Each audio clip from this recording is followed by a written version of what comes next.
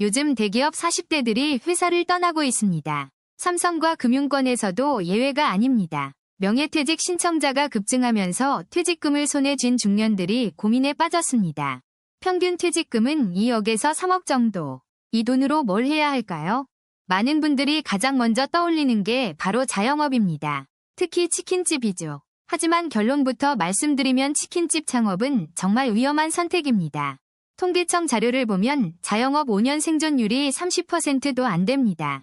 특히 외식업은 더 심각해서 10곳 중 7곳이 3년 안에 문을 닫습니다. 그런데 왜 대기업 출신들이 치킨집을 선택할까요?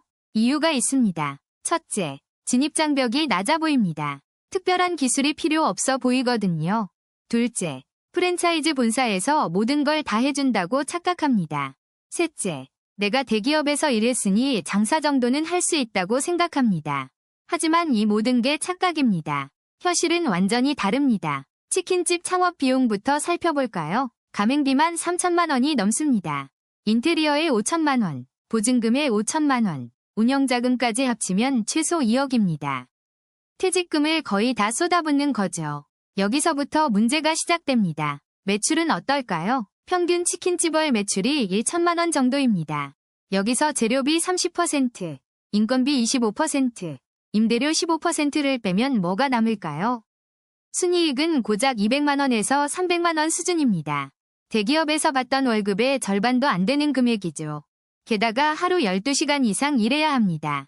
주말도 없고 명절도 없습니다. 배달 앱 수수료도 만만치 않습니다. 매출의 15%를 가져갑니다. 1천만 원 매출 중 150만 원이 배달 앱으로 빠져나가는 겁니다. 경쟁도 정말 치열합니다. 반경 500m 안에 치킨집이 몇 개나 될까요? 평균 5개에서 7개입니다. 레드오션이 따로 없습니다. 대기업 출신들이 특히 힘들어하는 부분이 있습니다. 바로 감정노동입니다. 고객 컴플레인, 배달 사고, 직원 관리까지 모든 게 스트레스입니다. 회사에서는 팀장이었지만 여기선 그냥 치킨집 사장일 뿐입니다. 그렇다면 실패한 사람들은 어떻게 될까요? 재기가 정말 어렵습니다. 퇴직금은 이미 다 날렸고 나이는 40대 후반이 됩니다. 다시 취업하려 해도 경력은 단절됐고 시장은 더 좁아져 있습니다. 빚까지 지게 되면 정말 답이 없는 상황에 빠지게 됩니다. 그래서 전문가들은 절대 충동적으로 창업하지 말라고 조언합니다. 최소 6개월 이상 철저히 준비하고 시장 조사를 해야 합니다. 하지만 가장 좋은 건 아예 다른 길을 찾는 것입니다. 다음 파트에서는 퇴직금을 지키면서 안정적인 수입을 만드는 방법을 알려드리겠습니다. 절대 충동적으로 결정하지 마세요. 당신의 노후가 걸린 문제입니다. 지금까지 치킨집 창업이 위험한 이유를 살펴봤습니다. 계속 시청해주세요. 다음 영상에서 더 현실적인 대안을 제시해드리겠습니다. 그렇다면 왜 대기업 출신들이 창업에서 실패하는 걸까요?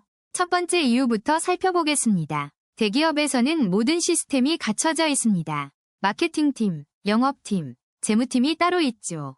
하지만 자영업은 다릅니다. 본인이 직접 모든 걸 해야 합니다. 장보기부터 청소까지 말이죠. 삼성전자에서 20년 근무한 김 부장의 사례를 보겠습니다. 그는 퇴직 후 카페를 열었습니다. 첫날부터 문제가 생겼습니다. 커피머신 사용법을 몰라 유튜브를 찾아봐야 했습니다. 직원 채용도 처음이었습니다. 4대 보험 처리, 급여 계산 모두 낯선 일이었죠. 회사에서는 인사팀이 다 해줬던 일들입니다. 이제는 본인이 직접 해야 합니다. 두 번째 이유는 더 심각합니다. 바로 고객 응대 능력의 부재입니다. 대기업에서는 주로 B2B 거래를 합니다. 상대방도 회사원이고 예의를 지키죠. 하지만 자영업은 B2C입니다. 온갖 종류의 손님을 다 상대해야 합니다. 무리한 요구를 하는 손님, 반말하는 손님, 트집 잡는 손님까지 모두 응대해야 합니다. 한 금융권 출신은 이렇게 말했습니다. 손님한테 반말 들은 게 가장 충격적이었다고요. 회사에서는 부장이었지만 가게에서는 그냥 사장님일 뿐입니다. 권위는 통하지 않습니다. 세 번째 이유는 시장 조사 부족입니다. 이게 정말 치명적입니다. 대기업 출신들은 자신의 경험만 믿고 창업합니다. 데이터 분석은 하지 않죠. 집 근처라서 유동인구가 많아 보여서 이런 이유로 입지를 선택합니다. 하지만 실제로는 임대료 대비 매출이 나오지 않는 곳이 대부분입니다. 상권 분석 앱을 사용하면 하루 유동인구, 연령대, 소비 패턴을 다 알 수 있습니다. 그런데 이런 기본적인 조사조차 하지 않고 감으로 결정하는 경우가 많습니다. 네 번째 이유는 과도한 초기 투자입니다. 이것도 정말 흔한 실수죠. 퇴직금 1억 원을 받으면 8천만 원을 인테리어에 쏟아붓습니다. 고급스럽게 꾸미고 싶어서죠. 하지만 장사는 인테리어로 하는 게 아닙니다. 맛과 서비스, 그리고 마케팅이 핵심입니다. 인테리어에 돈을 너무 쓰면 운영자금이 부족해집니다. 3개월도 버티기 힘들어집니다. 실제로 성공한 자영업자들은 초기 투자를 최소화합니다. 검증된 후에 투자하죠. 다섯 번째 이유는 프랜차이즈 본사의 과장 광고입니다. 이게 가장 큰 함정입니다. 프랜차이즈 설명회에 가면 월 매출 3천만 원 사례를 보여줍니다. 실제로는 상위 5% 매장입니다. 평균 매출은 그 절반도 안 됩니다. 하지만 본사는 이런 얘기는 하지 않죠. 가맹비, 인테리어비, 초도 물품비까지 합치면 최소 5천만 원은 들어갑니다. 그리고 매달 로열티를 내야 합니다. 매출의 3에서 5%를 본사에 가져다 바쳐야 합니다. 결국 본사만 돈을 버는 구조입니다. 가맹점주는 빚만 늘어나는 경우가 많습니다. 여섯 번째 이유는 체력 문제입니다. 40대 중반이면 체력이 예전 같지 않습니다. 자영업은 하루 12시간 이상 일해야 합니다. 주말도 없고 명절도 반납해야 합니다. 회사 다닐 때는 야근해도 집에 가면 쉴 수 있었습니다. 하지만 자영업은 다릅니다. 새벽 5시에 일어나 장을 보고 밤 11시에 정리하고 집에 갑니다. 매일 반복됩니다. 3개월만 지나도 무릎이 아프고 허리가 끊어질 것 같다는 분들이 정말 많습니다. 일곱 번째 이유는 가족관계의 악화입니다. 이건 돈으로 환산할 수 없는 손실이죠. 장사가 안 되면 스트레스가 쌓입니다. 집에 와서 가족한테 화풀이하게 됩니다. 배우자도 가게 일을 도와야 합니다. 부부가 함께 일하면서 갈등이 생기는 경우가 많습니다. 그렇다면 대기업 퇴직자는 어떤 길을 선택해야 할까요? 다음 파트에서 구체적인 대안을 알려드리겠습니다. 그렇다면 실제로 성공하는 창업은 어떤 모습일까요? 지금부터 그 비밀을 공개합니다. 성공한 퇴직자들의 공통점. 첫 번째는 바로 철저한 시장조사였습니다. 최소 6개월 이상 목표 업종과 상권을 분석하고 발품을 팔았다는 점이죠. 실제로 성공한 김모 씨는 1년간 매일 새벽 시장을 돌아다니며 데이터를 모았습니다. 유동인구, 경쟁업체, 임대료, 심지어 날씨별 매출까지 꼼꼼히 기록했죠. 두 번째 공통점은 자신의 전문성을 살린 창업이라는 점입니다. 금융권 출신 박모 씨는 세무회계 컨설팅으로 안정적인 수익을 만들었습니다. IT 기업 출신 이모 씨는 중소기업 디지털 전환 컨설팅으로 성공했죠. 자신이 20년간 쌓은 경험과 네트워크를 활용한 것이 핵심이었습니다. 세 번째는 작게 시작해서 검증한 후 확장하는 전략을 택했다는 점입니다. 처음부터 큰 매장을 내지 않고 온라인이나 소규모로 테스트했죠. 실패해도 타격이 적고 성공하면 빠르게 확장할 수 있는 구조였습니다.